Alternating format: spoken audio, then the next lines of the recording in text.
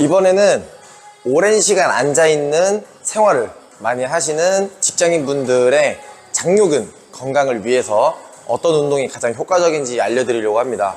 이 장요근에 문제가 생기면 다른 하체 운동들을 할 때도 굉장히 많은 문제를 겪을 수 있기 때문에 이 장요근을 어떻게 효과적으로 기능을 강화시킬 수 있을 건지 딱 효과적인 한 가지 동작을 통해서 오래 앉아있어서 허리 아프거나 하체 운동할 때 찝히는 분들을 효과적으로 해결할 수 있는 운동을 알려드리도록 하겠습니다. 자, 장요근을 해결하기 위해서는 어떤 방식으로 장요근이 악화되는지를 먼저 알아야 됩니다. 이렇게 오래 앉아 있으시는 분들은 보통 허리를 둥글게 뒤로 말아서 등받이에 기대고 앉아 있는 게 편하게 됩니다. 이 자세가 안 좋은 자세라는 것이 아닙니다. 문제는 이 자세만 하고 있기 때문에 이렇게 허리가 굽어지고 골반이 후방경사된 자세에서 허리를 다시 똑바로 펴는 이 골반의 전방 회전 그리고 허리를 펴는 기능이 비교적 약화되게 됩니다. 그래서 이렇게 약화되는 기능을 효과적으로 회복하기 위해서는 1번이 이 골반의 조절 그리고 이 코어의 척추 움직임 유지 능력이 이제 떨어지게 됩니다. 그래서 이렇게 떨어지는 상태에서의 장요근의 상태는 장요근이 힘을 못 쓰는데 짧아지는, 왜냐면 장요근은 원래 전방경사, 이 전방경사를 만들어서 짧아져야 되는데 허리가 짧아지면서 느슨해졌는데 다리 쪽만 짧아지게 되는 그런 안 좋은 현상을 만들게 됩니다. 그래서 장요근의 기능을 활성시키기 위해서는 늘리는 운동도 해줘야 되고 장요근이 올바르게 힙힌지를 만드는 운동도 같이 진행을 해줘야 됩니다. 이 두 가지를 한 번에 효과적으로 할 수 있는 동작이 바로 런지 동작입니다. 그래서 이 효과적으로 우리가 이 골반 움직임도 망가져 있고 코어도 약해져 있는 것을 한 번에 해결할 수 있는 런지 동작을 알려드리도록 하겠습니다. 장요근 기능 회복 운동으로 알려드릴 런지는 신장성 런지입니다. 런지는 보통 두 가지 방식으로 진행하게 됩니다. 일단 좁은 보폭의 런지, 이렇게 좁은 보폭의 런지는 앞쪽 다리에 힙힌지를 만들어서 이 앞쪽 다리의 엉덩이와 대퇴사두근을 운동하기 위한 목적으로 진행하지만 이번에 제가 알려드릴 런지는 신장성 런지로 발을 보폭을 넓게 하신 다음에 뒷다리 90도, 앞다리 90도를 만들어 주셔서 이쪽 늘어나는 쪽에 대퇴직근, 장요근, 그 다음에 복사근, 복직근 그룹이 힘을 쓰는 방식으로 런지를 진행을 할 겁니다. 이때 늘어나는 것에 좀 더 집중을 하는 느낌으로 진행하기 때문에 이 동작을 신장성 런지다 라고 설명을 드리도록 하겠습니다. 중요한 건 이 동작을 어떤 방식으로 진행해야 되게 쉽게 효과적으로 코어의 힘을 만들 수 있는지가 중요합니다.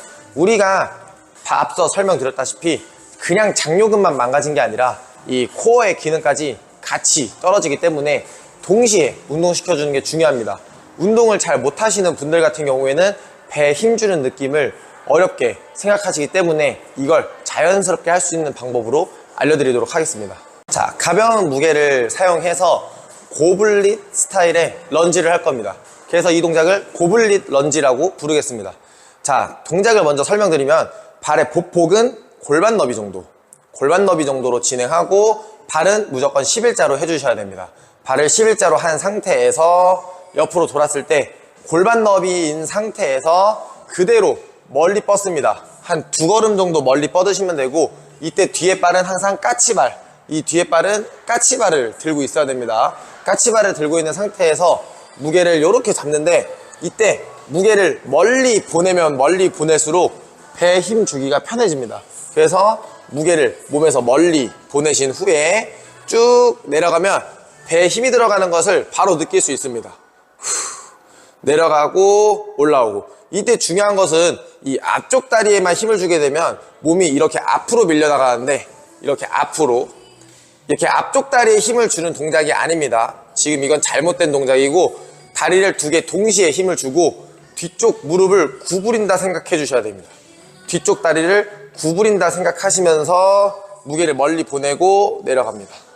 이런 식으로 뒤쪽 무릎도 같이 구부려 주시면 늘어나는 느낌과 함께 배에 힘 주는 느낌을 받으실 수 있으십니다. 이런 방식으로 동작을 진행하면 배, 코어에 힘이 들어간 상태에서 장요근을 효과적으로 늘릴 수 있습니다. 이렇게 장요근을 늘리신 후에 다른 힙힌지 동작들 진행하시면 됩니다.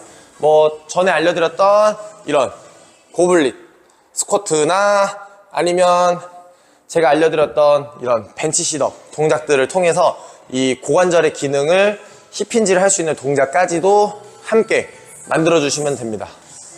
자, 만약에 내가 신체 능력이 너무 떨어져서 제가 방금 설명드린 동작이 어렵다라고 하시는 분들은 기둥을 잡고 런지 동작 진행하시면 됩니다.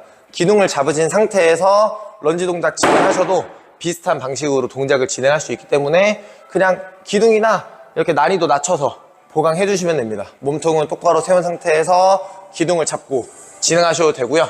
두 번째는 이제 동작을 할 때 무릎이 아픈 경우입니다. 무릎이 아픈 경우는 보통 대퇴사두근이 뻣뻣해져서 아픈 경우인데, 이런 경우는 간단하게 기둥을 잡고 이 스트레칭, 대퇴사두근의 스트레칭을 진행해서 허벅지를 긴장을 해소시켜 준 후에 동작을 진행하시면 무릎이 훨씬 덜 아프게 진행하실 수 있습니다. 그래서 스트레칭이나 폼롤러로 이 대퇴사두근, 허벅지 앞쪽을 풀어준 다음에 동작을 진행하시면 됩니다.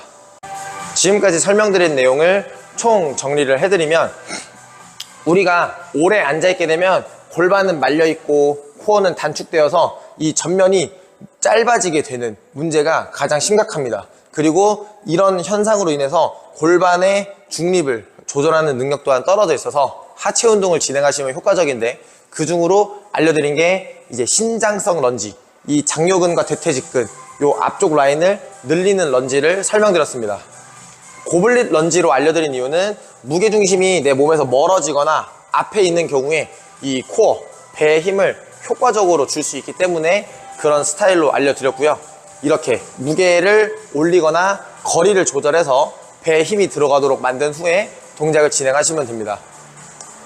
무릎이나 허리에 통증이 있는 경우에는 절대 동작 무리해서 진행하지 마시고 난이도를 낮춰서 진행하시는 것을 추천드립니다. 꾸준히 런지 동작 해보시고 다른 힙힌지나 뭐 스쿼트나 데드리프트 동작으로 넘어가시면 허리나 고관절 혹은 무릎 같은 데가 훨씬 편하게 동작할 수 있는 것을 바로 느낄 수 있기 때문에 알려드린 동작 꼭 진행해 보시면 좋겠습니다.